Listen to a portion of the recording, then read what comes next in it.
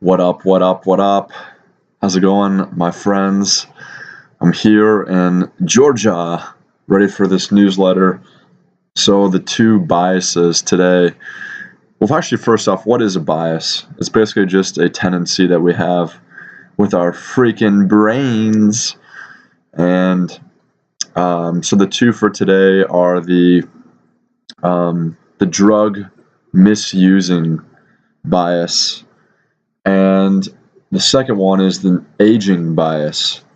So the drug misuse bias is basically saying that we tend to use drugs and alcohol in a manner to to avoid pain or to make ourselves feel good, which in a way is avoiding pain, or could be perceived that way, and also um, to avoid our problems. And now this is, I'm talking about if like you're doing it excessively. Sure, a drink with your buddies or girlfriends every now and again is okay. It's not a big deal. But if you're drinking on a consistent basis, or too much when you do go out, that's obviously not a good thing. But even this bias can be used, not necessarily looking at drugs or alcohol, but looking about your other addictions. So what could be some other addictions that we could have? Those could be addiction to our cell phone, addiction to any social media, addiction to certain types of foods, like maybe we eat Dunkin' Donuts all the time, or ice cream or cake or something that's high in sugar, or high in fat too also. What else could we be doing? So we could be addicted to listening to a lot of music, to movies, to maybe your favorite TV show, like the Ozarks, or the whatever that new show is that I don't even watch, or show that everyone watches but I don't even watch. Game of Thrones, the Game of Thrones, or addiction to maybe working too hard. Maybe you're working way more than you need to, and you're just destroying your body because you're working so hard, and you're getting stressed out, and your health is going to the shitter. And so those are some different addictions that could happen. So it doesn't necessarily mean, or even porn, or different things. All those things necessarily aren't that bad compared to drugs or alcohol. However, it is not so much the things that we do, but the place that it's coming from. So what does that mean? So for example, maybe I'm working really hard all the time. I'm working, let's say 14 to 16 hours a day, which is a lot, obviously. And, I'm doing that 6 to 7 days per week. So why am I doing that? Am I really doing that because I want to achieve something? Or maybe even why do I want to achieve that thing? Is it because my dad didn't tell me when I was younger that he loved me and that, I was more than enough, and I want to prove to him that I'm good enough? Or is it because I got made fun of a lot when I was younger and I want to prove those people wrong? Or I got bullied? Or, maybe I just hate my life and I'm trying to escape to a different reality?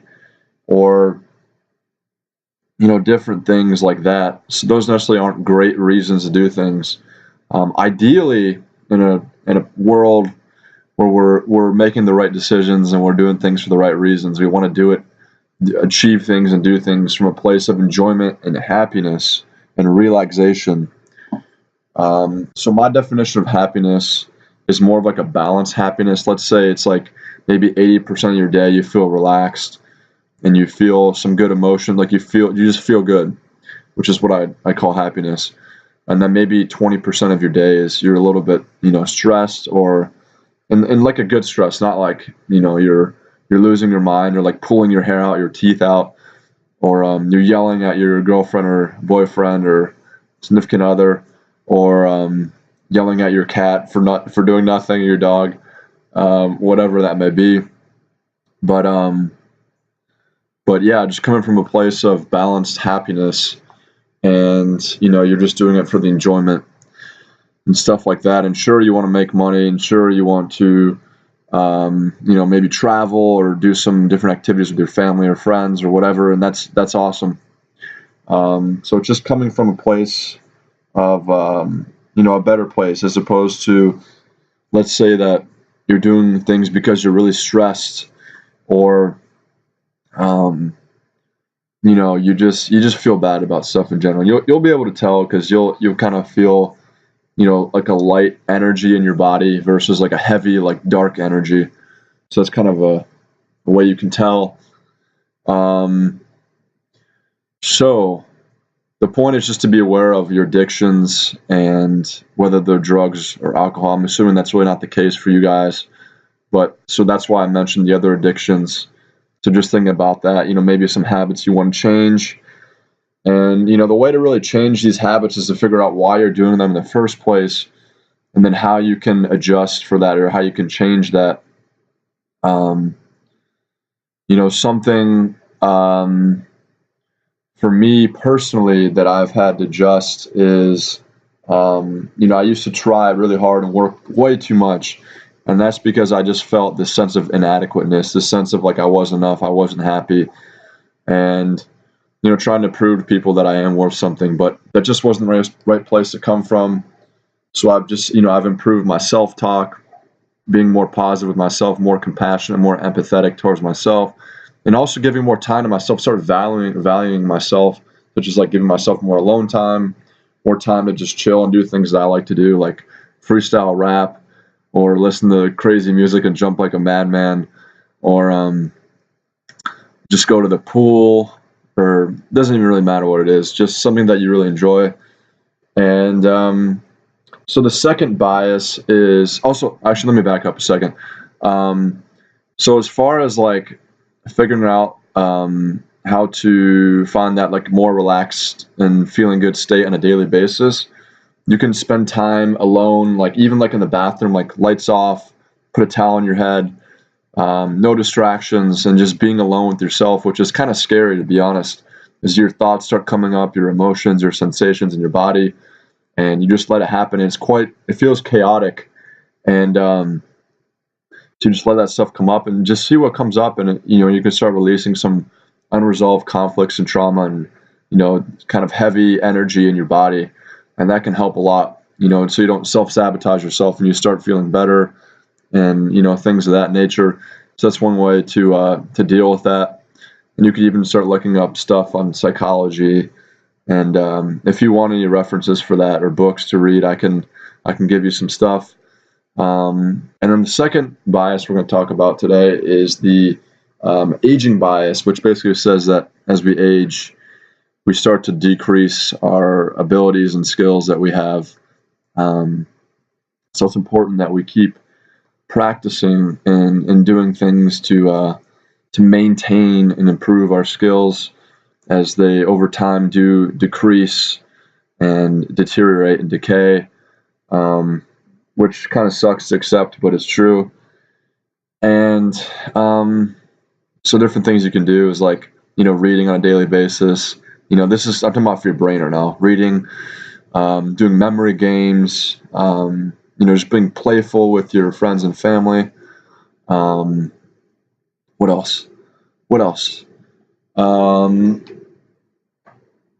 Yeah, just any game really works. You play chess or poker, or maybe you want to learn a new language, or maybe you want to, I don't know. I'll let you be creative here and figure it out for yourself. But just doing different activities to stimulate your brain in different senses, and maybe even the fitness portion. Making sure your body stays in good shape.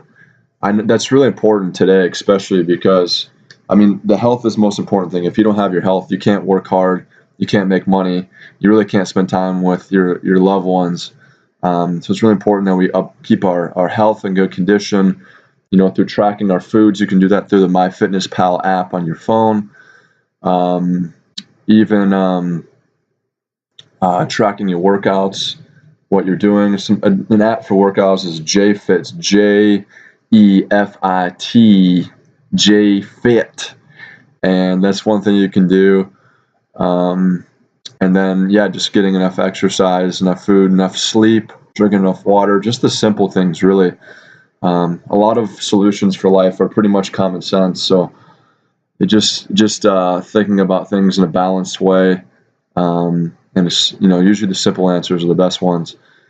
So those are some things you can think about to counteract the effects of aging and make sure that we age slowly, and even doing things to make sure we're not too stressed out. So giving time to yourself and doing the things that you like to do, and definitely having that alone time. The alone time is key. You just can't always spend time with other people. I don't care how much you extroverted you are, how much you love other people or love your mom or your girlfriend or your boyfriend or your cat or dog or whatever it may be, or employees. You just got to spend some time alone. And so just find a way to do that. It doesn't have to be for super long time. It can be 5-10 minutes. That's the key with a lot of these things. If you're trying something new or doing something for yourself, it doesn't have to be a super long period of time. Don't be too hard on yourself. And make sure you enjoy these results that you're getting, and really enjoy the moment and feel good about it and give yourself credit. And because that's the whole purpose of results. If you're not enjoying your results, then we got a bigger issue. So yeah, that's what we got for today. And I appreciate you watching and listening. And peace out. RJ Thunder from Down Under.